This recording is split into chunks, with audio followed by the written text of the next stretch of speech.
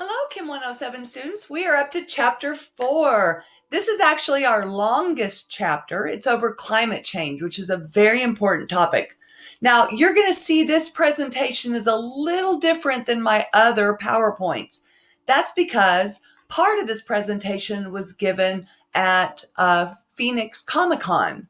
So it's a little more upscale and has a lot of pictures because it was given to a general audience. In fact, I've presented this at several conferences in the state of Arizona.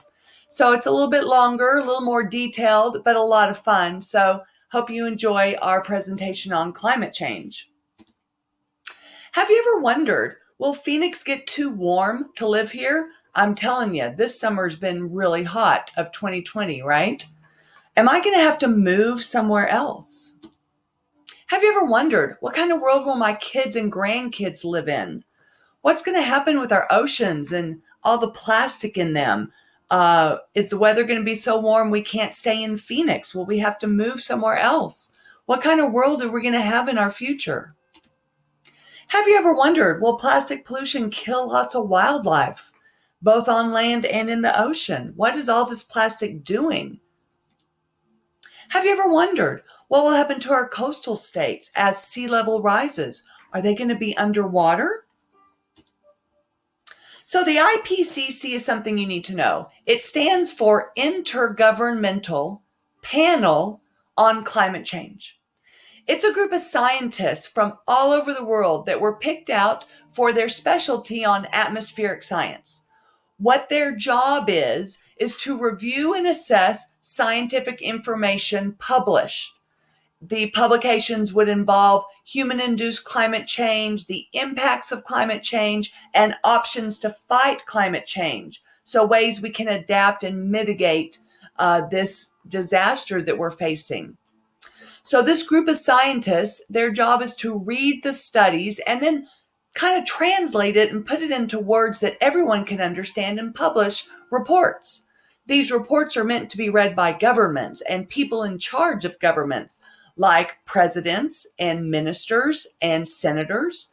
That way they'll be informed on climate change without having to read the scientific study itself, which would be over their heads. So the IPCC was established in 1988 by the World Meteorological Organization and the United Nations Environment Program. They shared the 2007 Nobel Peace Prize, by the way, with Al Gore. So that's kind of a big deal. Here's some statements from this group of scientists. And by the way, I should mention the IPCC, they're rather conservative older scientists.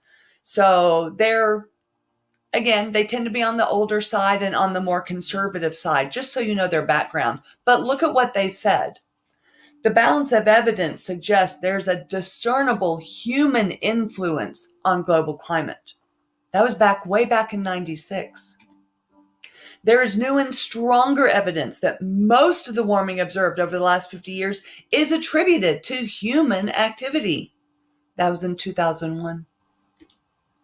Most of the observed increase in globally average temperatures since the mid-20th century is very likely due to observed increase in greenhouse gas concentrations. We've talked about gases, and now we're going to talk about greenhouse gases. Warming of the climate system is unequivocal, which means it's happening, as is now evident from observations of increases in global air and ocean temperatures averaged across the world, widespread melting of snow and ice, which is happening, and rising sea level, which is happening across the globe. Mean means average, so the average sea level is rising. Those were all in 2007. So let's talk about climate change. What is it? Climate change is typically what we mean when we refer to the long-term warming of our planet due to human activity. It is not weather, meaning it is not like one day or 1 week. This is more long-term. What happens over a decade or longer?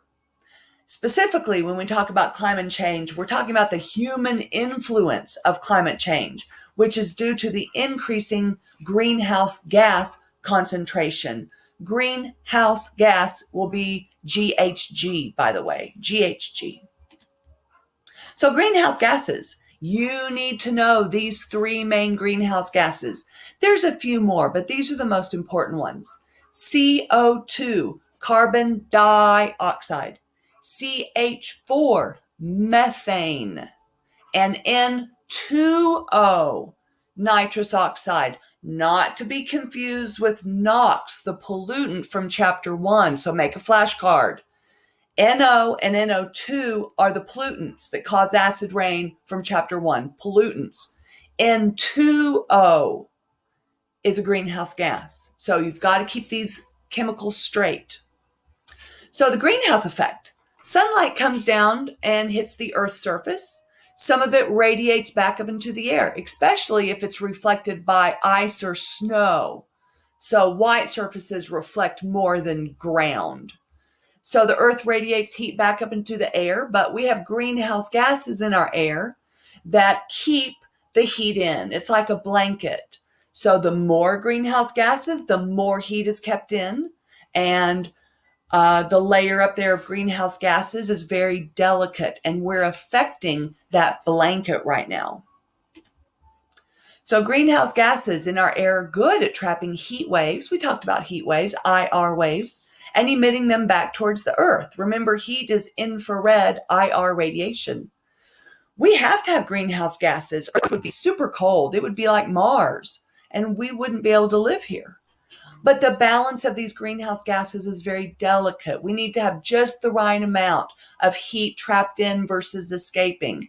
If we have too many greenhouse gases, we'd be like Venus, which is like a lava heat planet where we can't live. So we have to be careful with our balance of greenhouse gases.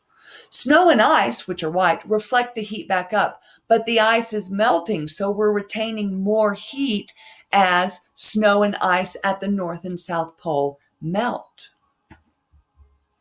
So here's just a little picture that shows the sun is the source of all our energy and our heat. It comes down and hits our surface. Some of it is reflected back up. Some of it is bent back down by the CO2 and the other greenhouse gases in our atmosphere. Evidence from the Earth. Where do we get our data from when we talk about climate change? Well, there's many sources. One you see here is an ice core. You can see the different layers for the different years in the ice core. And we have drilled down deep enough to go back 800,000 years in our ice cores. We also take direct measurements. We go outside and measure the temperature. We measure the height of the ocean. So we measure these things. We can also go back in time in tree rings, right? The layers of the tree rings, we can go back in time. We have documents from 100, 200 years ago stating what the temperatures were. We can measure the glaciers as they're melting. We can measure the rising sea level. We can also use coral and ocean cores, similar to tree rings and ice cores, to go back in time. So we have lots of data, and it all agrees with each other, which is important. So we have corroborating data. Here's just a picture of an ice core, glacier melting, a coral core, some more ice cores up there, and I'm probably covering this tree ring down in the lower right corner. So this is a good place to stop for this particular video. So see you in the second video on climate change. All right, bye-bye.